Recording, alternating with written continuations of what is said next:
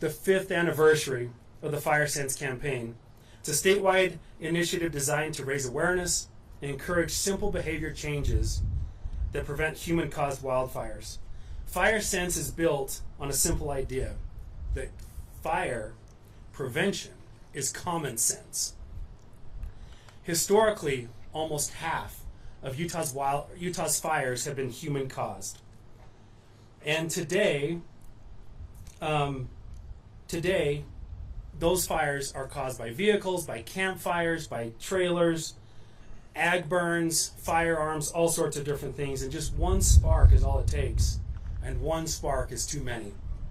That's why the Fire Sense focuses on everyday decisions, from things like properly dousing our campfires to checking the tires and the chains on your trailer, and being aware of things like red flag conditions. So today is the official kickoff and the season of fire season. We're kicking off now. We have our partners from the federal, state, and local agencies to share one common message, and that message is that we all have a role in wildfire prevention. Let's stay safe, let's stay aware, and let's use good fire sense. So today we're going to hear first from Governor Cox, then we will hear from Director Jamie Barnes with Division of Forestry, Fire and State Lands. We'll then hear from Chris Delaney with BLM. He represents the Utah Wildfire Oversight Committee. And finally, we'll hear from Vasil Numerjeski with the Great Basin Coordination Center. So Governor Cox, turn it over to you. Ladies and gentlemen, it's great to be with you today. Thank you for joining us again this year as we kick off the 5th Fire Sense season. The truth of the matter is I brought you all here because it's Joel Ferry's birthday. And so I want to wish Joel a very happy birthday. Happy birthday, Joel. Thanks, guys. We're lucky to have Director Ferry with us, but in all seriousness, it's incredible to see all of our partners here with us once again. Thank you. There was a time perhaps in the past when local firefighting was different from state, was different from federal, and that's no longer the case. As our state continues to grow, as wildfire danger continues to grow, we have to work seamlessly together, and this is a reflection of that seamless work that happens all the time. I have to say that I worry that we've gotten a little complacent when it comes to not firefighting, but as a public, when it comes to fire danger. We've been pretty fortunate the past 5 years in that we've had significant snowpack, especially the last 3 years. We've had well-timed storms over those seasons, so our drought conditions have not been as high as they were 4 or 5 years ago. We've also significantly increased our prevention and our attack. And so we're leading the nation when it comes to attacking wildfires. 93% of our wildfires are put out before they grow to 10 acres, which is really incredible when you're looking at hundreds of wildfires every year. It's because of the brave men and women that you see behind me and out here in the audience. That being said, I'm not convinced that's going to continue. At least the piece of us getting lucky with Mother Nature isn't going to continue, and we need people to really be careful this year. We'll hear in just a minute. It's hard to think about wildfire when it literally just snowed a couple days ago. There's still snow in the mountains. It's cool outside. The valley's green. It looks amazing. But if you look at the forecast, we're headed that direction. It's going to be dry and hot coming up very quickly, and it does turn very quickly. And so we've already had some big wildfires in our state. Well, not big. They were little because we got on them, but could have been big wildfires. So we need people to be especially careful right now. Also, I think it was an important reminder when we saw what happened in California last year. I just returned from California this morning and had conversations with some of the people who were involved back there with the wildfires. Still devastating. There are still places in California where you can't drive, you can't enter unless you have a special card because you have property there because of the devastation. Thousands of people who lost their homes, dozens of people who lost their lives, and we want to make sure that doesn't happen here. But let me assure you that it could happen here if we're not careful. So because of that, I recently issued an executive order to establish a new wildfire management working group that will ensure we are coordinated, proactive, and ready for the challenges of 2025. This executive order also emphasizes both fire prevention and post-fire recovery planning for when fires do happen. Our firefighters and land managers exhibit remarkable dedication. They work tirelessly for Utahns and support our partners all across the West. Not only do they fight fires here, they go to other states and fight their fires. This really exemplifies the Utah way. We have an innovative, aggressive, and community-focused approach to wildfire management, as I mentioned, stopping and catching 93% of wildfires during the initial attack phase. Last year's early fire activity was predominantly human-caused, underscoring, as Joel mentioned, the importance of statewide prevention campaign, FireSense. While FireSense has helped reduce the number of human-caused fires over previous years significantly, 57% of those are still human-caused, and that's too high. So we know that preventing wildfire starts with all of us. FireSense isn't just a slogan, it's a call to action for all of us to be in that sense, always be thinking about fire danger.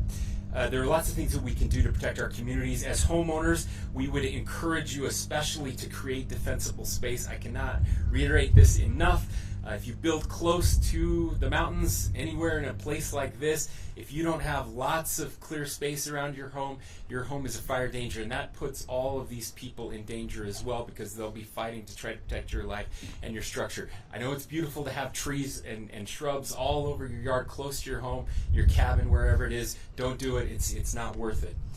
Always build an emergency kit so you have something with you in case you have to evacuate quickly. Know your evacuation routes. That's very important. Sometimes you will have merely seconds to get out before a fire traps you in your home. So know those evacuation routes.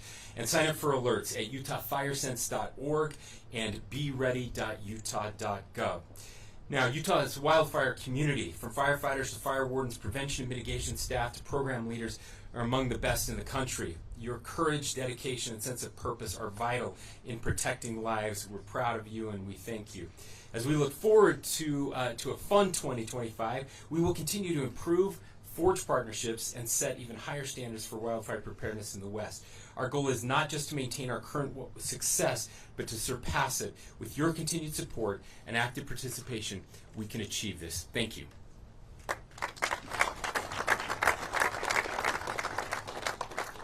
Thank you, Governor Cox, for those nice remarks. Utah is home to some of the world's most breathtaking landscapes. Red rock deserts, thousands of acres of forested land, and vast open spaces. But with that comes responsibility. As we head into another fire season, our top priority is clear: preventing unwanted wildfires before they start. We can't control lightning, but we can control sparks from vehicles, target shooting, campfires, and more. That's what FireSense is all about, and that's why we're here today. Awareness, preparation, and smart decision making. When we act with FireSense, we protect lives, we protect property, and we protect the places that we love. In 2024, Utah had more active wildfire season than in 2023 and 2022. 57% of the wildfires were human-caused, a big improvement from 77% before FireSense began. That's progress, but we are not done. We cannot become complacent. 4 of the 5 largest wildfires last year in Utah were preventable. The best way to stop a catastrophic fire is to prevent it from starting in the first place. So what does a successful fire season look for us here in Utah? Few large wildfires sparked by people, communities that are prepared and ready for wildfire. More Utahns are using their FireSense, especially on hot, dry, and windy days. Clear, coordinated messaging from every agency, from local districts to our federal partners, and it takes all of us working together to keep Utah safe. So here's what we can do right now, today, and again, the reasons that we're here. Before you light a campfire, check for restrictions in your area. Make sure that you can have a campfire. And before you leave, put it out. Completely douse it, stir, and repeat until it's close to touch. Before you take the family out on your next big adventure, make sure your trailer is secure, that the chains are they're not dragging, and make sure any worn tires, brakes are with the vehicle in maintenance. Utah's leading the cause of human-caused wildfires and vehicle roadside starts in a good way by reducing them. Before you target shoot, pick a safe backdrop. Never shoot near rocks or dry vegetation. Exploding targets, remember, are not allowed on public lands. Please, before you head out, fireproof your fun. This summer, let's do our part. Let's reduce wildfire starts, and let's protect our neighbors, our first responders, and our landscapes. Let's show the nation what it means to live and recreate with fire sense. Chris?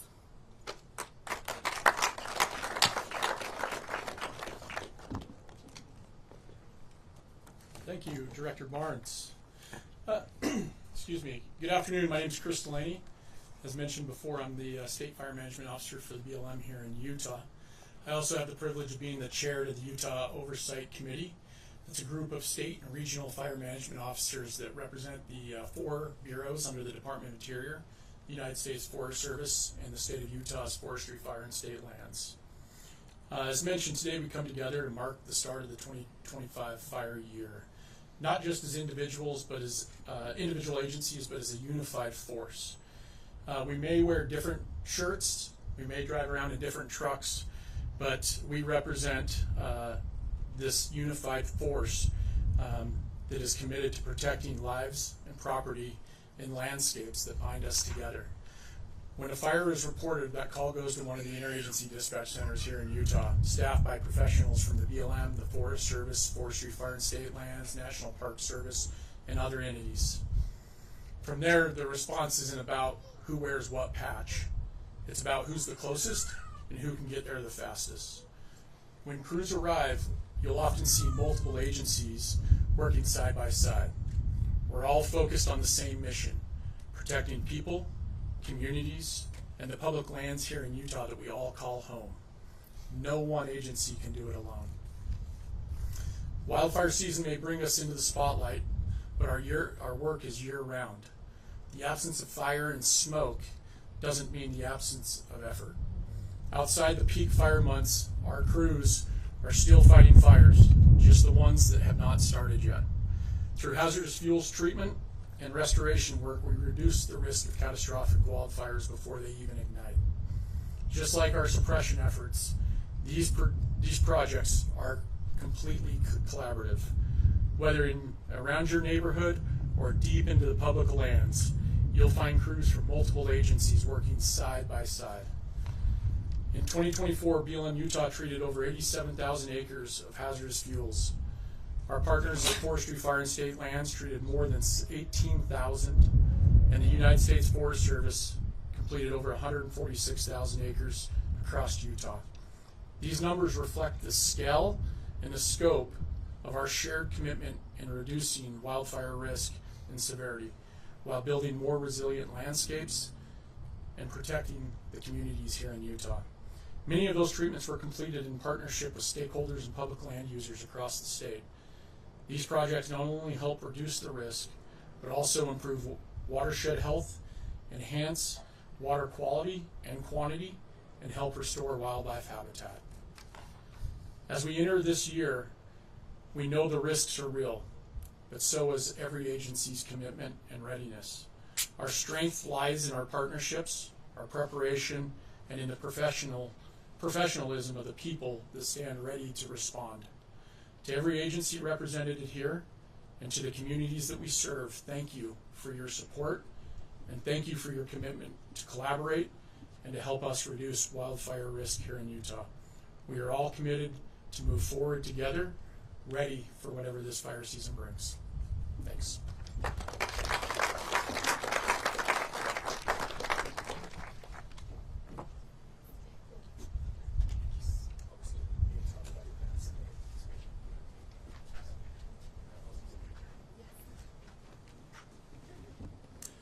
Good afternoon, everyone. My name is Basil Numerzitsky. I'm the lead meteorologist with Predictive Services. We're a multi-agency group all across the country.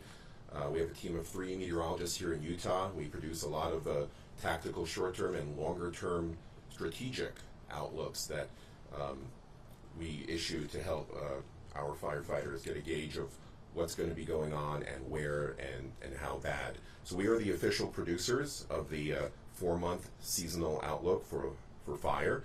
And so we have our maps here. I'm going to try to still be near the mic and talk about things. So I'll point your attention to the first graphic here that you can see on our yellow BLM fire truck. This is the U.S. Drought Monitor And I often get a question, comes up every year. It's like, hey, it's been really dry. It's been drought, so we're going to have a bad fire season, right? And the answer to that is, yeah. And then I get the other folks, usually from the lower elevations, and they're like, hey, we had a really wet winter. We're going to have a big grass crop, and when it dries out, we're going to have a really bad fire season, right? And the answer to that is a yes also. So we have to qualify it a little bit. When we have large-scale drought over the winter that affects our snowpack, has lower than normal snowpack, that directly affects the middle to higher elevations, our heavier fuels, our timbered areas, and the general consensus is that the drier things are, and also the lower the snowpack in the higher elevations, the quicker that ground becomes exposed to the free air when the snow melts. The quicker it dries out, the more susceptible it is to lightning strikes when lightning does occur.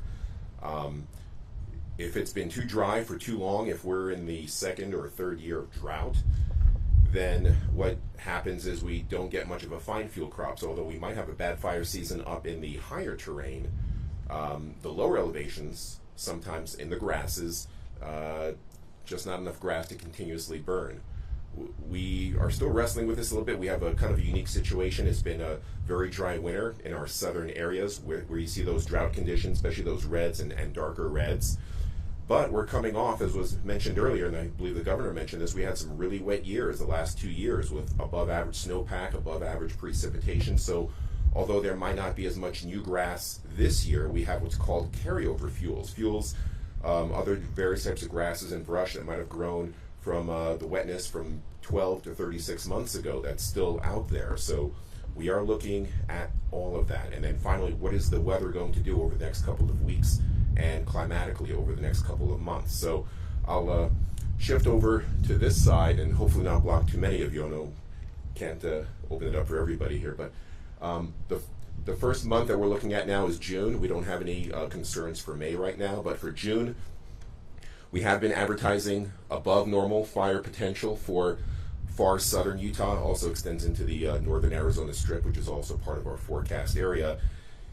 It is primarily for the middle to higher elevations, although there are pockets of good carryover fuel even in the lower elevations. We've been gotten a bit of a blessing in disguise the last couple of days and last week or two with some of these cool weather patterns coming in, some showers. So it's delayed things a little bit. So it doesn't mean that things are going to start right away. June 1st, we're going to see above normal fires breaking out all over the place. But sometime, maybe June 7th, June 10th, we should see fire activity, and it should be, has a good chance of being higher than what it normally is that time of year. If we go to July, you notice we still have an area of red painted, maybe just a tad further north, but it still covers for our U.S. Forest Service partners, the Fish Lake National Forest, the Dixie National Forest, and some maybe parts of the Manti-La Salle National Forest. We've stripped out that lower edge. July is a time period where we normally see the summertime monsoon kick in, and each time it's a little different. I was just on a monsoon conference call the other day. The experts are still a little torn about it, but these wet weather patterns that we've been getting that have actually been buying us a little bit of time, not allowing things to dry out, it's actually a mixed blessing. It's good in the short term, but that kind of a weather pattern leads to an eventual delay of the monsoonal formation of the Four Corners High. So without getting into too much detail, if we get one or two more cold fronts and some showers and cool temperatures and not the 90 and 100 degree weather that we normally get in southern Utah through the end of May and early June, that could delay the onset of the monsoon. If it delays for a whole season, we actually affectionately call that the non-soon. And we've had a couple of years in the past where the monsoon really didn't make a presence until the end of July or early August. And I'm not sure who coined that phrase, but had a couple of firefighters asking, "Where's the monsoon?" And I think one of them came up with a non-soon adjective, so I kind of like that. So I'll use that. We'll see if that develops. We're uncertain yet, but we are pretty certain that at least into the first half of July, the southern areas of the middle and higher elevations will have some fire issues, and maybe some of the lower elevations too with the good carryover fuels.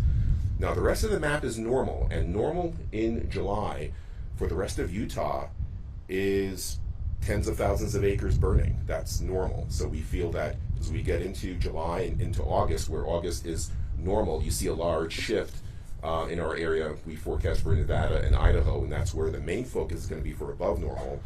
But we feel that in August, August is a very busy time of year for the northern half of the state. So it looks like the way things are staged, everyone gets a little bit, starting with the south and then progressively going to the north. So definitely looking at a really good potential for a much busier fire season than we've had the last 2 or 3 years. So definitely want to keep the awareness up, heard some good tips from all our firefighters, and we'll see how it all plays out.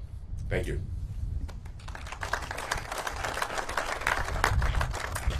All right, thank you, Basil, and everybody else who has spoken to us today. So we're going to wrap this up. I just want to thank everybody in the state of Utah who has exercised and used good fire sense. And I want to urge you all to keep it up. If you see a wildfire, call 911 immediately. Don't wait. Early intervention makes all the difference. And finally, I want to thank the media for helping us spread the word. Share these stories, tell our story, and help us as we work to help prevent those catastrophic wildfires here in the state of Utah. So we're now going to do, the governor's got 5 minutes to take some questions related to fire. Okay, I'm gonna act as like the bouncer here, but questions related to fire.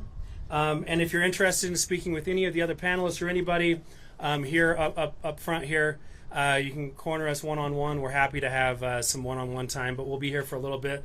But Governor, I'm going to let you come to the mic. Little scrum, and just want to thank everybody for continuing your efforts on fire sense and to keep Utah wildfire free. Thank you, Governor. Great job, everybody. Thank you, Basil. Thanks to our team up here. Happy to answer questions. And Joe really won't beat you up if they're about something else. Please. So the report that's tied to the wildfire order that you issued last month, has that come out? And what are some of the things that have been suggested to tackle this season? I don't think we have the report. Do we have the report? It's June 1st. Yeah, I knew we were close, but not yet. So it'll be out on June 1st. Yeah, we'll get you more information then. What are some of the things that you're hoping, I guess, to address, though, heading into this? Yeah, well, so we're looking. It's lessons learned from California. Really, we want to make sure you heard they were very well publicized about some of the issues that happened with water pressure, for example, making sure that we have that we're checking routinely, working with our locals to make sure that when you when you pull up to a fire hydrant, there's actually water there. So those are the types of things above and beyond what we normally do, getting ready for a fire season. That's just one example, but it really is. Hey, let's look at everything. Let's imagine the worst case scenario and prepare for that. Other questions?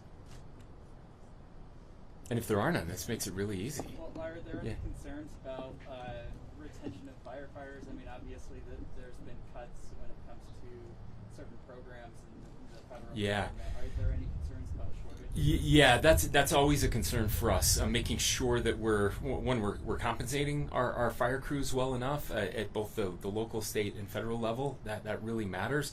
And we've made some strides on that, making sure that this is a job that people want to do.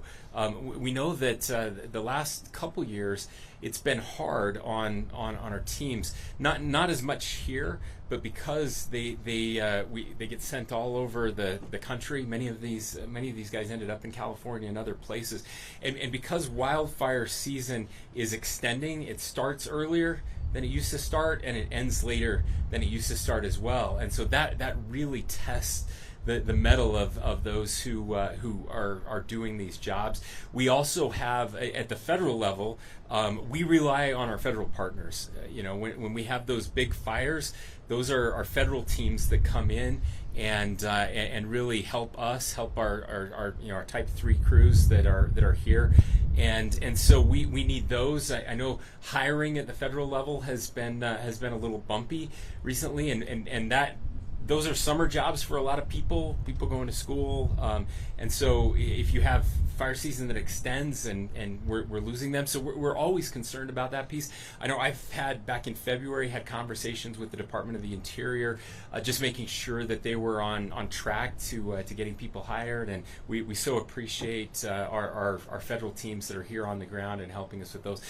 So far it looks like we're going to be staffed up. That's the plan. I also just want to thank our members of Congress who have been working on more funding for this initial attack phase that we talk about so much, making sure that we have the air resources, that we have enough supplies, and the personnel as well to get on these fires much earlier before they turn into those $1 million a day fires that we all hate to see. That was my question, Governor. Yeah. Are those supplies changing? Do we have any more air resources coming in that will be stationed in the state? Yeah, so so we don't have to depend on other states bringing those in? The last couple years we've been really good at that, and we've bought some equipment as well as a state. We appreciate the legislature who's helped us to do that so that we can get right on it. We'll also at times when needed, when we have the big fires, we'll use the National Guard and their air resources as well. So I can just tell you the last couple years have been so much better when it comes to that air attack. The real air attack is obviously the quickest, fastest way to get on these fires before they get too big, and we've been fortunate to do that. Anything that you guys want to add on that, Jamie? Anything on the? Yeah, so the state has staffed up on aviation resources. We currently have 2 Type 1s under contract, and then last year we put together a hell attack program. So we're fully staffed, we're ready to go, and we expect to enter this season with no problems at all. We're working closely with our federal partners to determine what the impacts have been to their programs, but as of right now, those are still a little bit in limbo, and fire will operate as normal. We got time for one more question for the governor.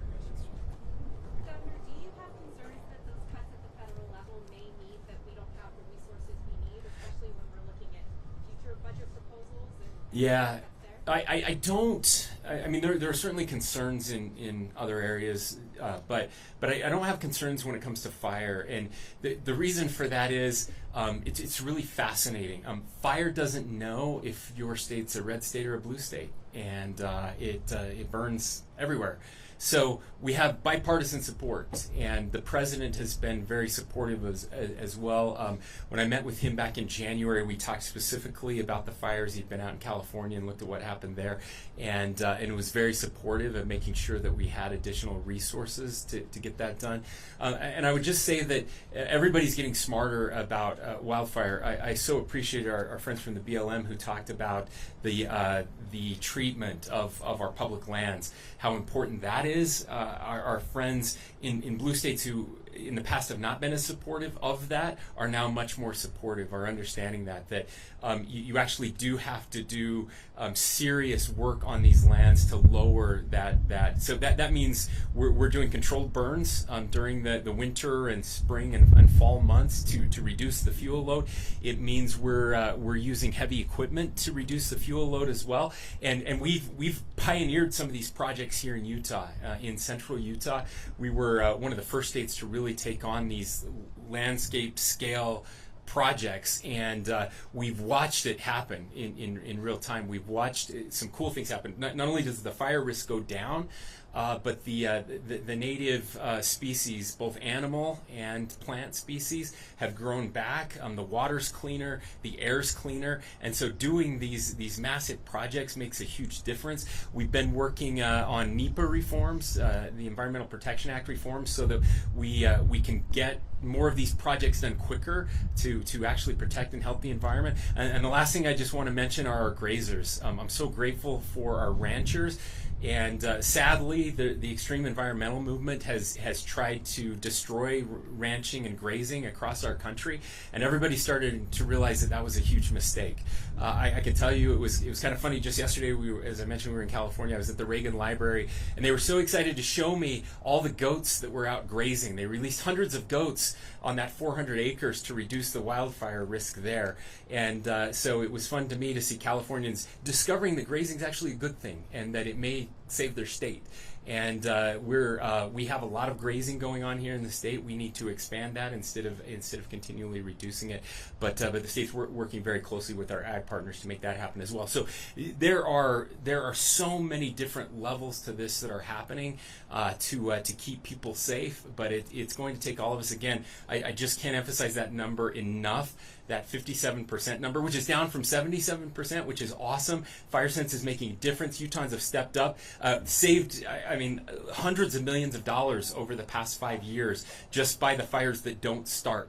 But the next one, again, is one too many. So nothing we can do about the lightning starts except to, again, treat the land and do the work that's going on all the time. But all of us can stop that next human-caused fire from starting. So, again, thanks for being here. And I hope you get a chance to talk to some of these guys as well. Thanks, everybody. Thanks, Governor.